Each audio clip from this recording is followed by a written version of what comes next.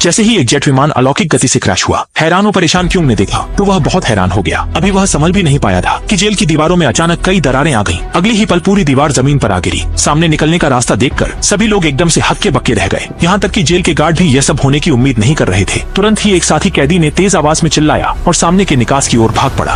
बाकी लोग भी यह देखकर पीछे पीछे दौड़ पड़े। चेत में आए जेल के पुलिसकर्मी तुरंत रोकने लगे। हालांकि उन्होंने कालीन की तरह खोज की, फिर भी दर्जनों कैदी भागने में सफल हो गए। जल्द ही यह घटना खबरों में आ गई। इस जेल ने रातों रात व्यापक ध्यान आकर्षित किया, क्योंकि भाग्य लोगों में मौत की सजा पाए कैदी भी थे, जिससे स्थानीय गांव वालों में काफी डर फैल गया। खुद को वरिष्ठ अधिकारियों की नजर से बचाने के लिए पुलिस ने तुरंत बड़ी संख्या में पुलिस बल तैनात किया और बिना किसी चूक के चारों तरफ से बंदियों को पकड़ना शुरू कर दिया। जल्दी ही भागे हुए अधिकांश कैदी पकड़ लिए गए, लेकिन अभी भी 5 कैदी आजाद घूम रहे थे।